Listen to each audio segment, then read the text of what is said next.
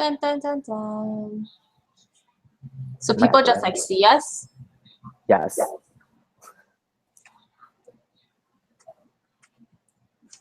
They're gonna see you at the end when I switch to Q&A. Oh. Oh. You see. Oh. By the way, don't forget to mute yourself when, yeah.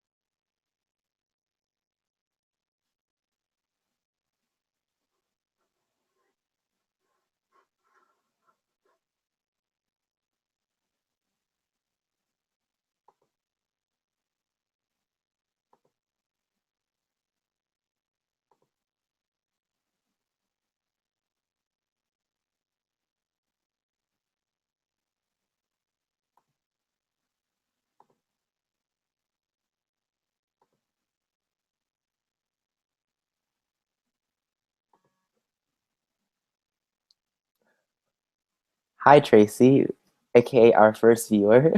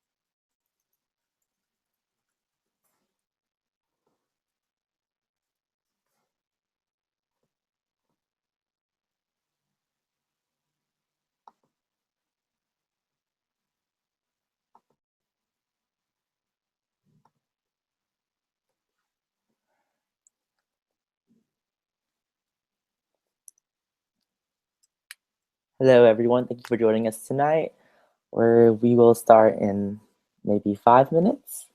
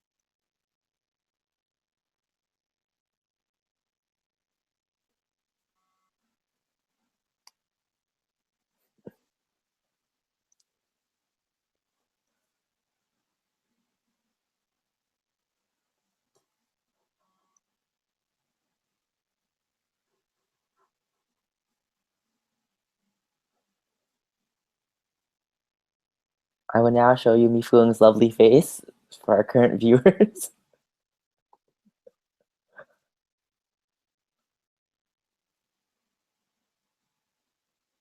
Entertain the masses, Mifung. We will start in 5 minutes.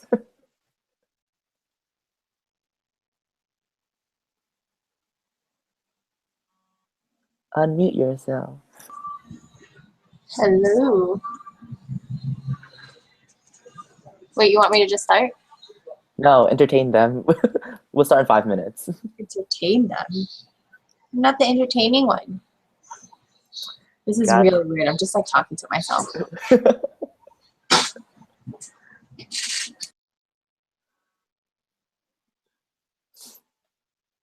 It's all good.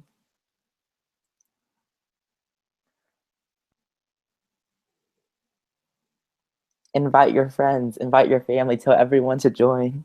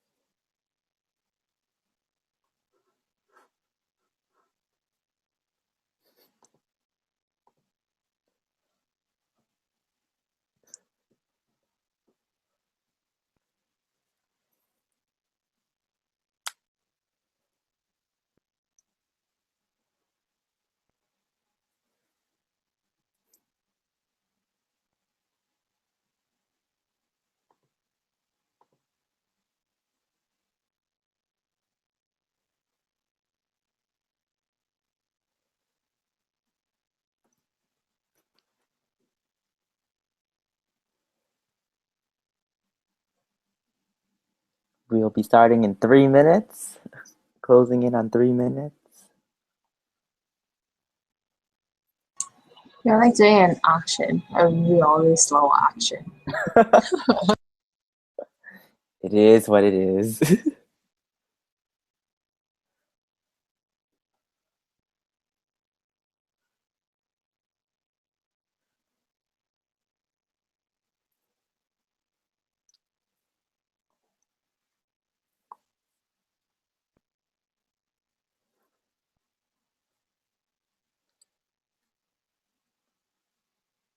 'Welcome to everyone that just joined. We will be starting shortly in 2 minutes.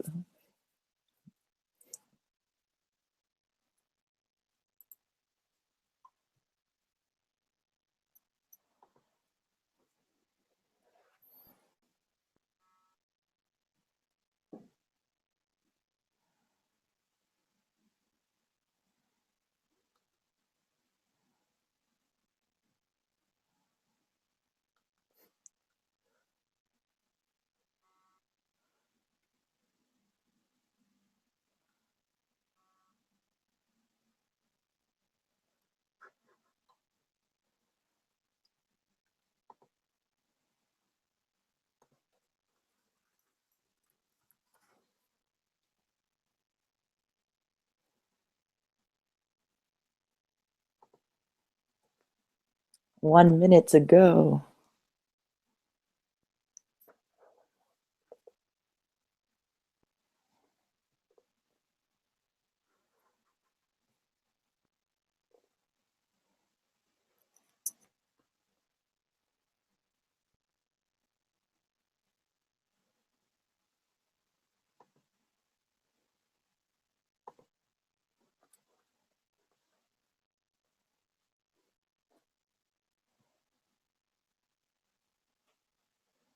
Okay, I'm gonna screen share the presentation now, Mifung.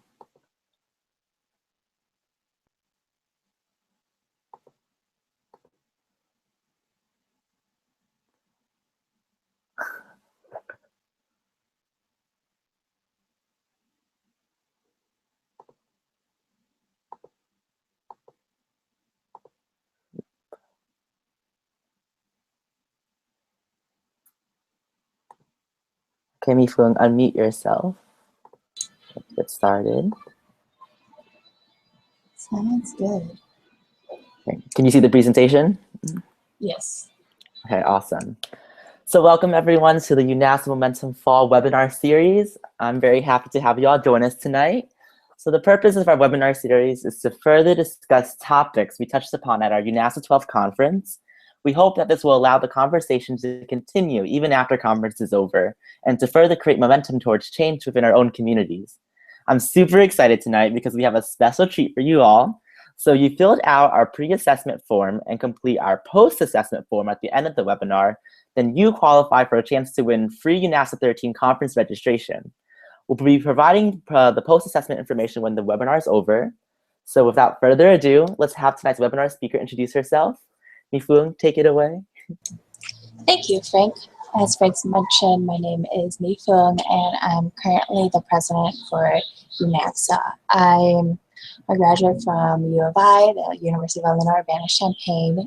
Well, not going to mention my class, and with a finance degree. I am currently working for American Airlines as an operational analyst / assistant, and I will be introducing you guys to a few very basic financial terms and scenarios. So before I begin, I wanted to specify that this is going to be just a overview of financial terms, and that in no way am I a financial advisor. So if you guys do want to seek out professional advice, we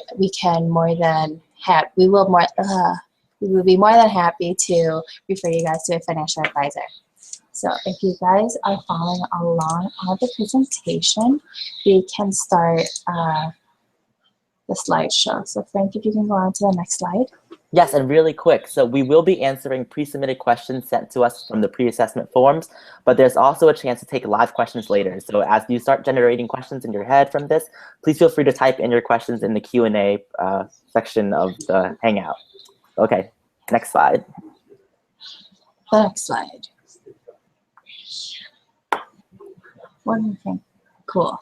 Thank you. So the purpose of this webinar is that we are focusing on collaborating with State Department and SEERC, the Southeast Asia Research Action Center, in order to expose personal finance to at least 100 youth in the community. So today we will basically be going over money management, student loans, paychecks, retirement, and as well as reminders to fill out your pre and post survey. Next slide, Frank. As a reminder, if you have not filled out a pre-assessment form, please go onto that link. And for those who are attending, you are attending the webinar, and then at the end of this webinar, fill out post-webinar assessment. Those 3 steps are crucial for to qualify to win the UNASA 13 conference registration fee to be waived. Moving on, our next topic will be about debits and credits. So if you guys look, next slide, Frank. You guys look at the diagram. Basically, it is saying that commercial banks, savings and loans, and credit unions all have one thing in common. Most of them are insured by the Federal Deposit Insurance Corporation, which is an independent agency created in the government back in 1933 to ensure that in the case where the bank or the institution that you place your money in cannot pay you back, that the government would be able to be a safety net. So hopefully all of you guys do know the conveniences of banking, and that can not only include all the statements that you receive in the mail, a place for you guys to access your money quickly, but that by having access to the internet, you have virtually, no pun intended, virtually every single perk available to you, whether it be on the web or via phone. So quickly, we'll just go over these few institutions. Commercial banks are stock corporations that make loans to consumers and businesses, and they offer checking and other deposit accounts while providing a wide variety of financial services. Savings and loans associations and savings banks specialize in real estate lending, particularly loans for single-family homes and other residential properties. Credit unions are very unique because they are formed by a group of people with a common bond. With that said, credit unions are, in essence, exactly like a bank, but they are majority nonprofit. So at the end, all of the people who put their money inside a credit union, they do get a profit sharing plan at the end. So if the bank makes any money, then they get a little bonus at the end of the year. A few other accounts are money market accounts, and these type of accounts take advantages of both a savings and a checking account. The money is making interest just like a savings account, and then at the same time, you can write a limited number of checks just like a checking account. However, account holders are allowed to have 6 pre-authorized withdrawals or transfers from account per monthly cycle, and there's a few other stipulations that relates to a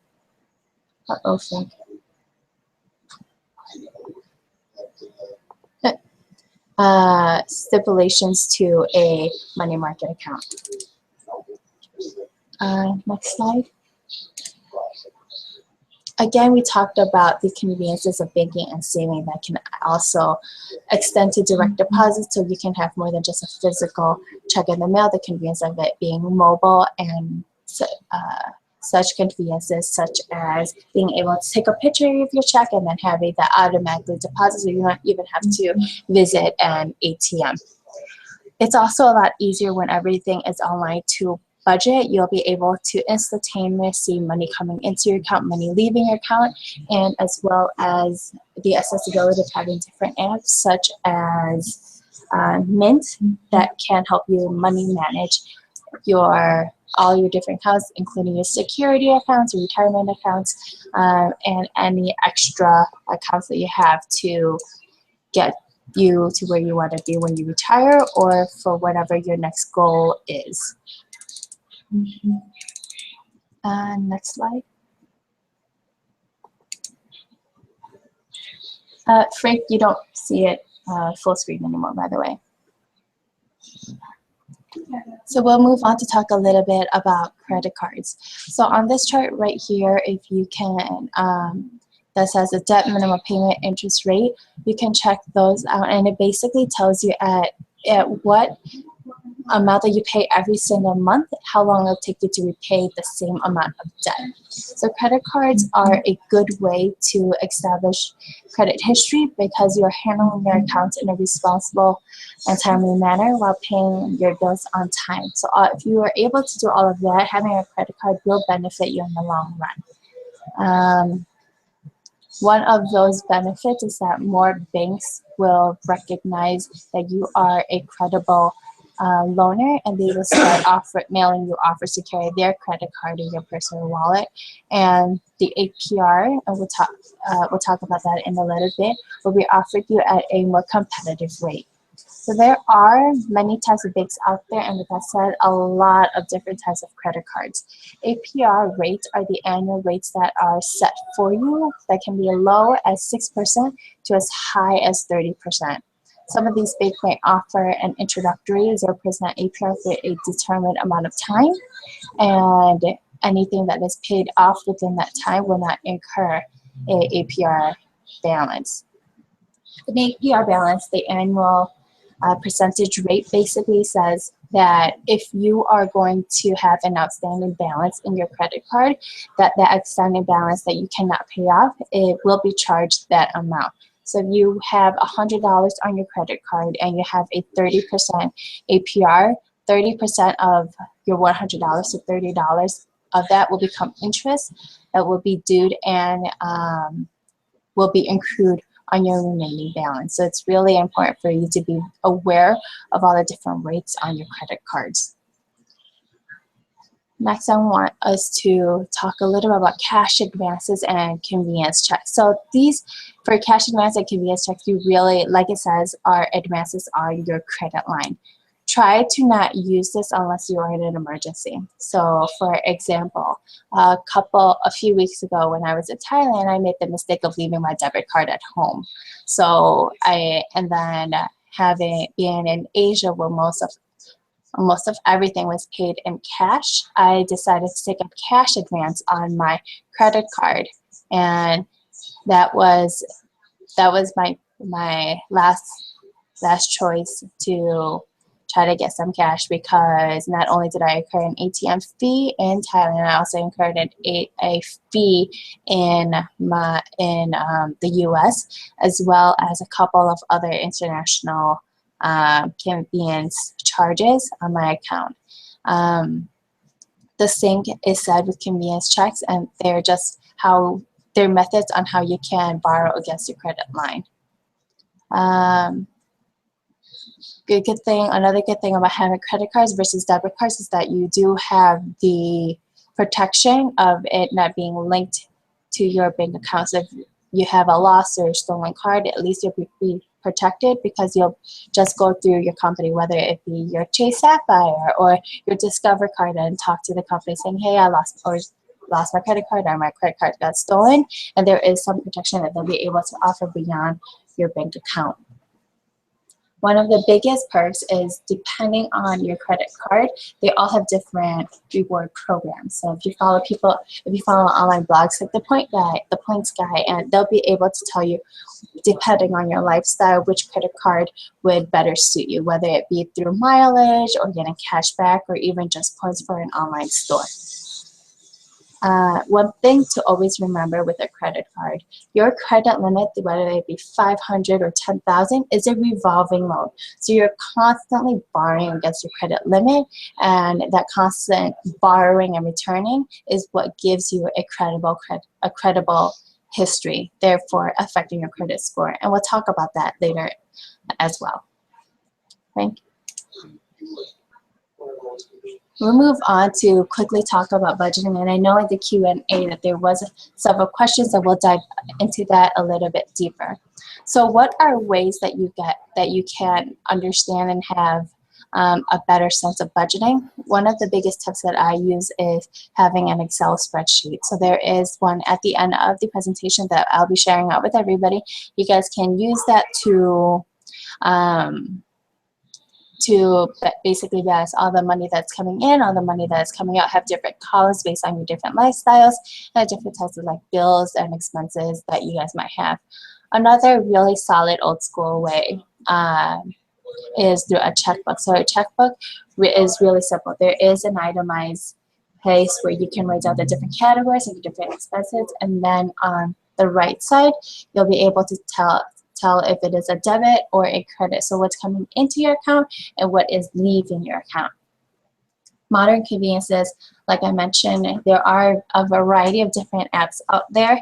One of the more popular ones being Mint, and that app would be able, once you connect that app to all of your different accounts, they'll be able to not only pick up what is in of your account, but it can also pick up different trends. It can tell you different limits and be able to give you different alerts once you're spending X amount, or give you reminders as well.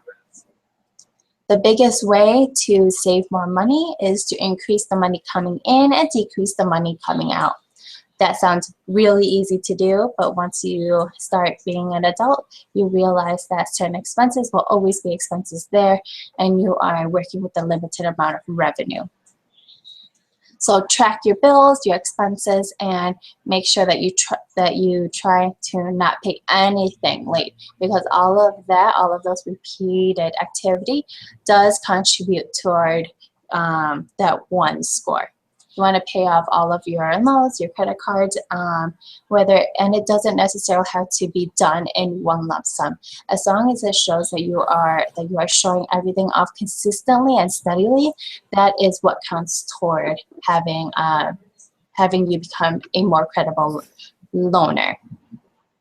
You always want to charge less than the maximum of your credit cards. Right? So if you have $1,000 to spend every single month, you don't want to spend up to $1,000 every single month. Make sure that there's always some buffer room in between what you normally spend and your credit limit. Now it's really easy for you to apply for a credit card, but only apply for the credit you need. You don't want to have 10 different credit cards, even if you only use one of them. Why I say that is because even if you have 10 credit cards open, you are only building your credit on what you actually use. So if you only use your one of your credit cards, the other 9 isn't really doing anything toward your credit score, and it might even hurt you. For example, if you opened up a credit card last month, that's only 1 month of credit history versus a one that you may have opened 5 years ago. And that 5-year credit card is what actually helps you for your credit history as well. Like we saw on the earlier slide, you always want to pay more than the minimum because the minimum can take forever you to pay off. So using the example before, if you have $8,000 in debt and you make the minimum payment of $150 per month at an interest rate of 16%, it'll take you 30 years to pay off an $8,000 loan. Now, if you pay $300 instead of the minimum payment of $150, then it only takes you 3 years. So easily by doubling the amount your minimum payment, you cut off 27 years of that debt. Moving on to student loan repayment. This slide right here is going to be something extremely quick. There is a lot that goes into student loan repayment, and we can do everything on Q&A later. Very quickly, when you go to school, there's a difference between a subsidized loan, which is deed-based, and the interest is paid by the federal government while you attend school and during the grace period. Unsubsidized loans starts accumulating interest immediately, and that accrued unpaid interest capitalizes 6 months after graduating, leaving school, or dropping below half-time enrollment. So you want to try to start paying interest as it accumulates to avoid capitalization.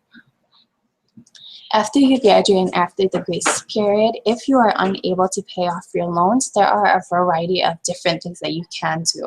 So there's also the deferment versus forbearance. If you guys are able to click, click on that link, it'll give you a breakdown of the two basic differences.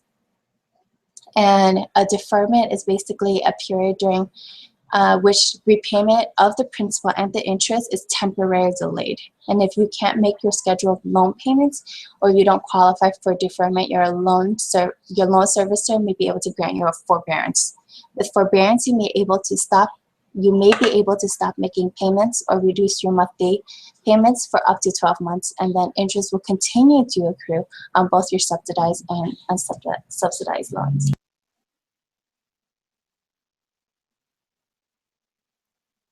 Sorry, this is a lot of talking to just a computer. Give me a second.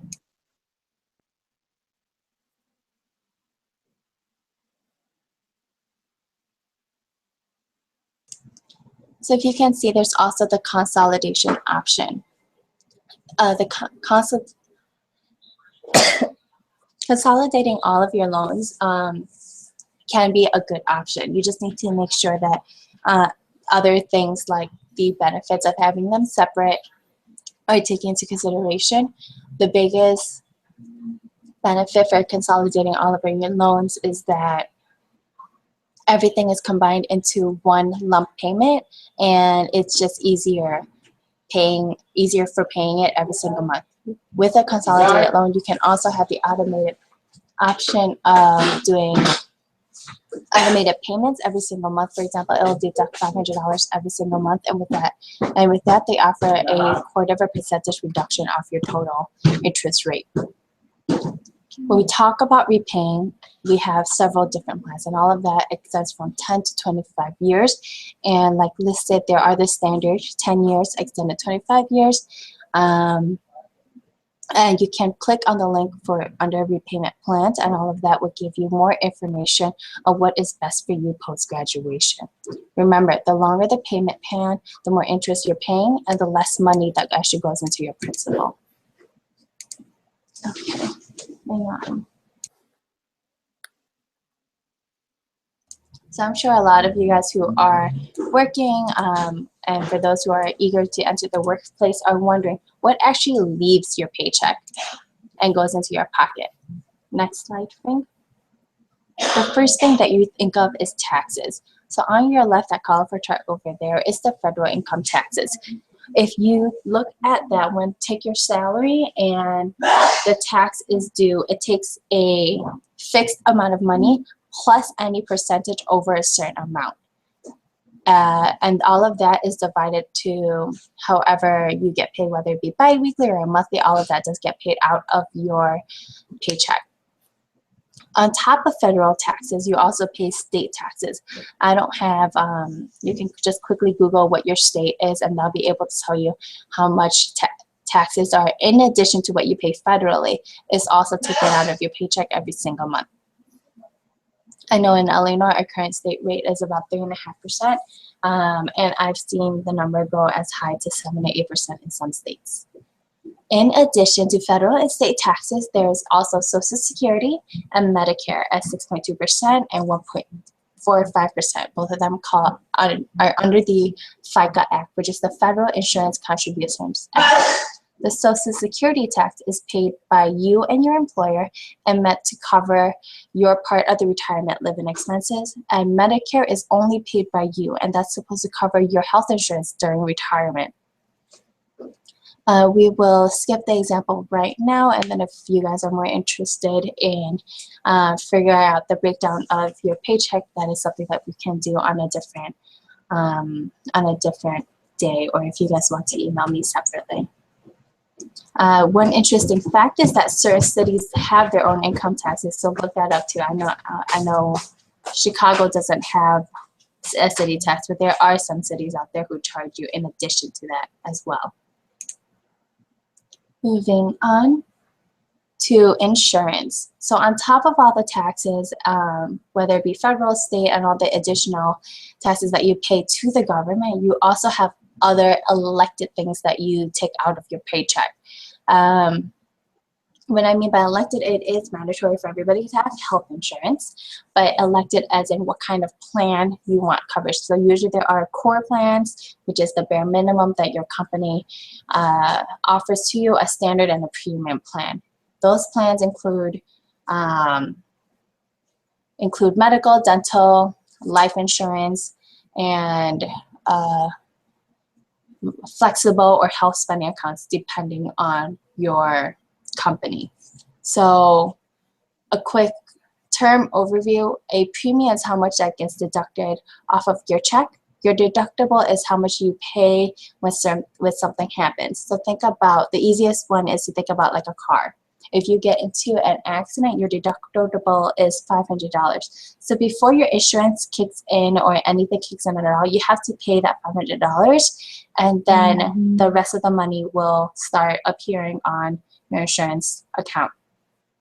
A copay is a small charge that you pay at the door. So when you go to the doctor and they have a copay of $10 to $30, that's how much you pay before your insurance starts kicking in as well.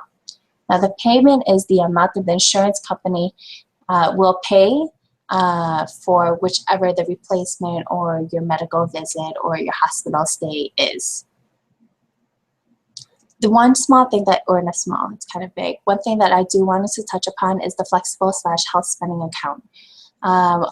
These are accounts set up through your employer that are usually pre-tax from your paycheck. So you can say 1% of your paycheck goes into this health spending account, and all of that money will be used toward if you need to go to the doctor.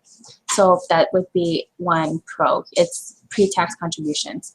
Another pro is that the funds carry over from year to year. So let's say this year you're extremely happy and you didn't, or happy, you're extremely healthy and happy, and you didn't really visit a doctor or need any type of checkup. So all of that money that you put into that account will be rolled over to the following year. Your health savings account funds can also be invested. So your account is similar to an IRA. In fact, any financial institution that can handle an IRA can also handle your HSA. You also have the ability to purchase over-the-counter medications. I'm sorry, I take that back. That expired in 2011. One con is that usually there is a high deductible health care. You need a high deductible health care to qualify, and some of these accounts actually have annual fees. Just be sure to check with your employer to see that what exactly they can offer.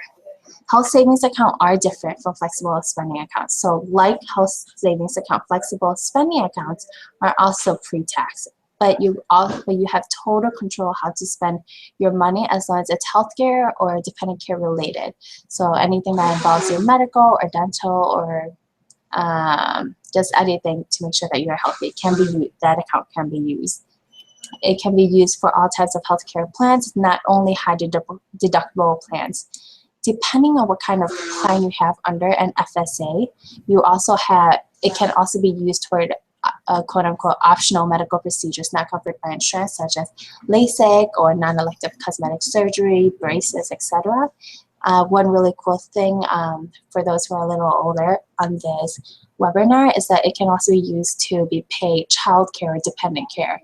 The only con is that you have to use all of that money by the end of the year or you will lose it.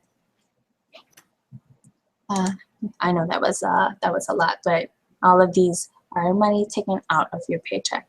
Moving on, I know we talked a lot during the credit card section about your credit score. So if you guys look at the following slide, Frank, your breakdown of your number is done by 3 major financial companies, and your credit score can range from 300 points to 850 points, just like that little scale shows. Anything above a 640, a 650 is, or I'm sorry, I take it back. A 640, 650, 660 number is a average credit score. So if you're looking for an apartment or if you are looking for a mortgage, a 650 minimum score sometimes is required because that number shows that, oh, you are a credible loaner and they'll be able to they feel safe lending you money. These credit scores basically determines a person's credit worthiness, and lenders determine if you are able to borrow a loan and at what interest rate and credit limit you are offered. So there are a few things that can be done to improve your credit scores, such as paying things on time and having different various accounts, not just your credit card, but having utility bills, medical bills, monthly rate payments. All of that can go toward the improvement of your credit score.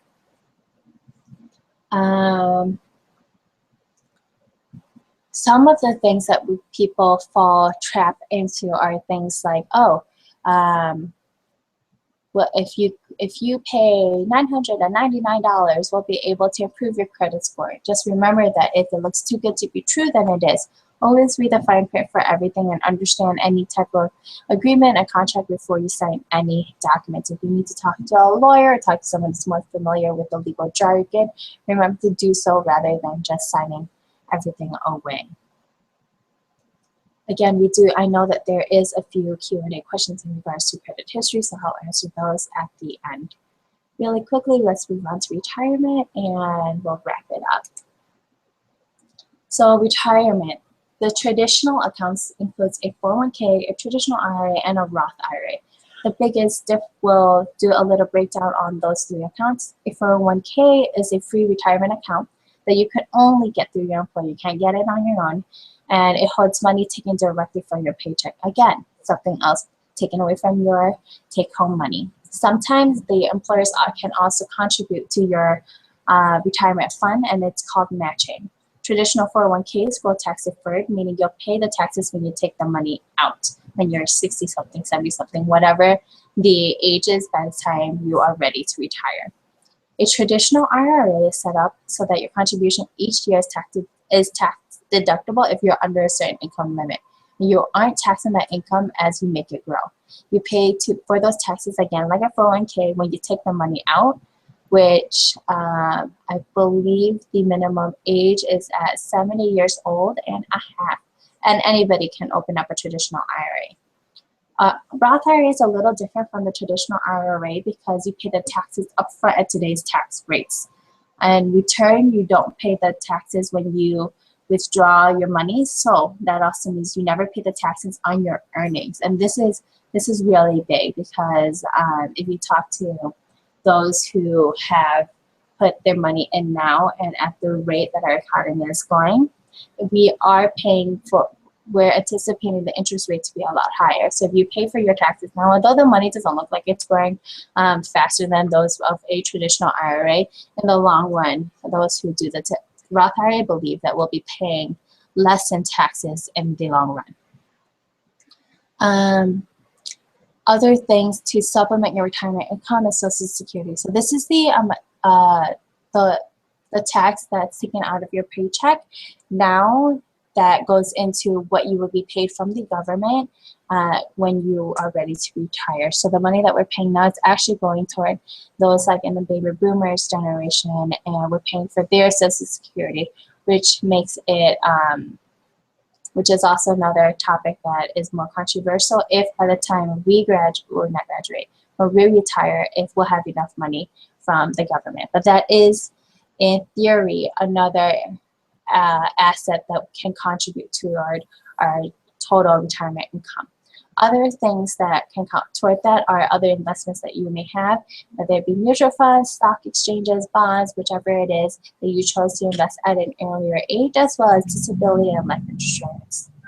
And everything stacks up. Like the chart that you see on the right side of the slide, if you were to save X amount of money or $5,000 each year, and you are able to get an account at 7% annually, if you start saving at year 0, at the end of year 5, you'll get $28,000. At the end of year 35, you'll have more than $500,000. The next slide also talks a little bit on how you can double your money and just different math tips and how your money grows. So on the left, it talks about the Rule of 72 in action, how much money you actually get, and different tips and tricks to estimate how much you will have at the end of your investment period. We'll move on to Q&A next, but in the time being, if you guys can pull up the post-assessment form like it's provided on the screen to show us if your knowledge has improved at all or if it actually decreased. So let's hope that is an option. Yes, and I'll be sending out the post-assessment form at the conclusion of the webinar. So let's stop this right now. Swapping it over to Mi-Phuong. So thank you for everything that you just said. It was really good. We're going to move on to our Q&A session. We'll start with some pre-submitted questions that were asked from the audience members before I ask any live questions.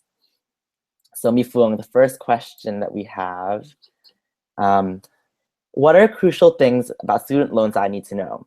Is there really a forgiveness program or is it a scam? How effective is consolidating my loans?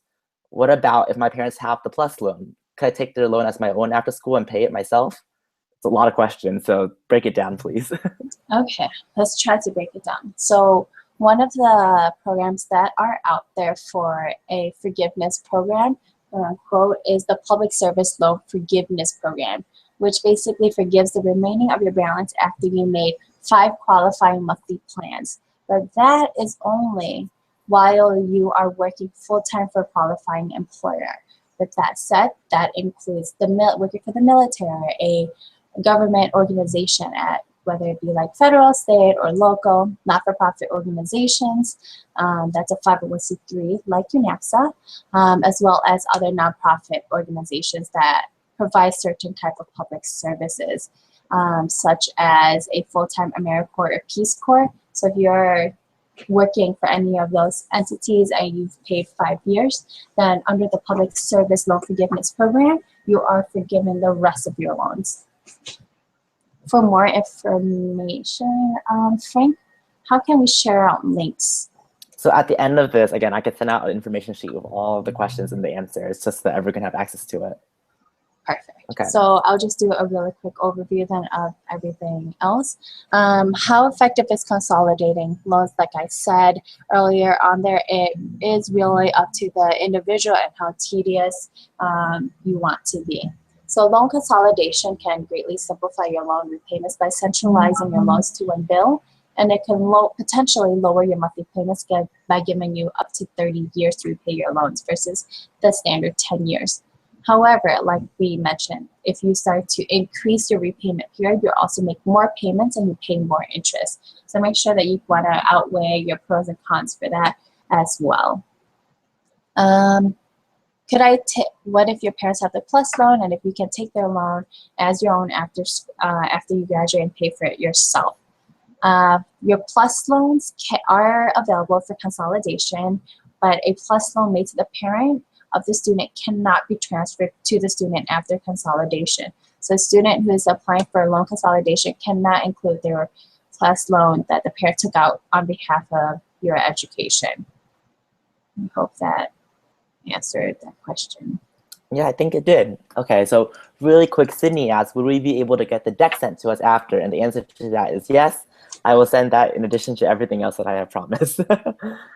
Next question previously asked was, what does having late credit card payments do to me financially? Well, so we talked about the credit score. If you have your late credit card payments, all contribute to whether or not you're going to have a good credit history. If you're consistently late, not only are you paying more interest on your credit cards and paying more fees, but it just reflects really poorly. So, for example, if you're getting a credit card and you consistently have D's in math, then you probably don't want to take a higher math class. So it's going to be similar to just in the long run. If you're consistently having late credit card payments, you probably won't be able to get a mortgage. You probably won't be able to get a automobile loan, so you won't be able to afford that Ferrari that you've been looking at. Okay. Someone else asked, what's a mutual fund? A mutual fund is an investment vehicle made out of a pool of funds collected from many investors for the purpose of investing. So think about it such as you have $100, and instead of putting it toward like Apple, which is like an investment, just like a stock. Well, $100 won't even. Okay, like $1,000, you'll be able to afford like Apple. And instead of putting it in just Apple alone, you can use a mutual fund. And a mutual fund, it basically divides it into stocks, bonds, money markets, just basically a diversified account. It really embodies the idea of don't put all your eggs in one basket, because it has a conservative, it has aggressive tracks that you can use. Okay. Someone asked, may you please explain how to improve / increase your credit score faster? There are ways for you to improve your credit score and increase your credit score, but you won't be able to do it fast. So anything that you do now, that's like bad, it stays there for a long time. So if you have negative information, like someone said, like late credit card payments, or if you went through like a bankruptcy, which is different from TwoCent, or we'll talk about that some other time. But you may want to just pay off everything, because time is the key to improving your credit score. And there's really no quick fix for bad credit scores. You want to always pay your bills on time. You want to keep the balances low on your credit cards and other revolving credit, like we mentioned. High outstanding debt can affect your credit score. You only want to open and apply for new credit accounts as needed. Don't open accounts just to have a variety of different credit cards, because it doesn't really improve your credit score. And pay off your debt rather than moving it around. Don't borrow money for one credit card to pay off another. Just pay it off. And technically, you don't rebuild your credit score, but you rebuild your credit history. That is reflected by your credit score. So the length of the time to rebuild your credit history after a negative change depends on the reasons behind the change. So most people who are looking into your credit history, medical bills are a little easier to explain, student loans are a little bit to explain, but if you don't pay your payments for your car, that's a lot harder to try to weasel out of anything. So, and then a couple of tips. Delinquencies, so whenever you pay something late, stays on your credit report for 7 years. Anything, bankruptcies, unpaid taxes, they remain on your account or your social security number for a decade. And that any increase you made on your report, so any hard increase to run your credit check, gets on your account, stays on your account for 2 years, and all of those increases also add up, and the more you ask during a year, the harder it'll take a hit on your credit score, because your credit score company is probably thinking, oh, why is this person checking their credit score every single month? Are they like fidgety? Are they trying to hide something, etc.? So to answer your question, you can't increase your credit score fast. Okay, let's take a question, another one from the field. Jennifer Jukley asks, what is the best credit card for gaining flight miles or points, or the best credit card for low APRs? Okay, so flight miles. Okay, don't quote me for this. Go to the Points Guy. The Points Guy, there's a reason why his blog is really good because he's very comprehensive. In my personal experience for gaining flight miles, I use the Chase Sapphire preferred because I do think that after the first year is free. And oh yeah, before I finish, I'm not sponsored by any of these like credit card companies. That'd be awesome if I was. And so I use Chase Sapphire for all of that. They're pretty amazing. You start off with such a strong bonus, and any authorized user that's on your account also gives an additional bonus toward the points that you can earn over time. And if you travel a lot, there's an extra like bonus that comes toward your monthly statements. For points or for cash back, I like to use the Discover It card. They have one of the best ones in the country in terms of getting cash back and having access to different things. Like for example, Six Flags, I can go through the fast check line just for having a Discover card. But they are really good at having a cash back program. Honestly, for low APR, I don't pay attention to that, even though I should, because I pay everything off every single month. But I believe that if you keep paying off everything, the offers that you get slowly gets lower. I know when I first started getting credit card offers, everything was like 25% or high 20s, but now when I do get things back in the credit card or in the mail, they're all about like 15 to 19% now. Yeah, and there are even some cards that will give you a promotional rate of 0% APR, which is something I have right now for 2 years, which is pretty great. Okay, let's go back to a previous question. What is the best way to pay off student loans? Would you rather pay it off as fast as possible or pay it over the long term? So I mentioned this a little earlier. It really depends on your capabilities at the time. If you think you can pay it off in one go, great. It's just one thing to take off your plate. But the most important thing to remember, if you're thinking about your credit history, you just want to be able to pay off everything as consistently as possible. Don't let it sit over for a month. Don't miss a payment. So that way it shows that you are credible and that you are a responsible borrower. Okay, so Tracy Chow asks, what are tips to have accessible money in another country? Especially since I just traveled. Your debit card. Bring your debit card around. Don't leave that at home. That was not a good decision on my part. What you want to do when you travel, especially overseas, is to have cash with you. Especially if you're going to places where you know that credit is not really an option. So most of Southeast Asia, a few parts in China. I've never traveled to Europe, so I don't know how it is over there, but I'm pretty sure they're just a general trip. Just carry cash with you and then be able to scope out places that can exchange cash for you. There's currency exchanges overseas that don't take a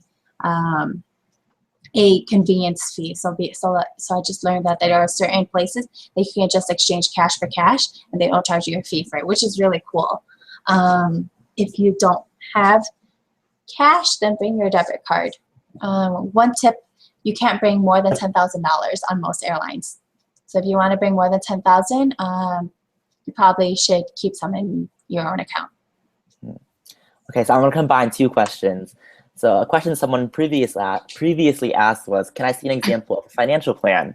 And Jessica Say just asked, what do you suggest is the best/easiest way to create a budget and actually stick to it?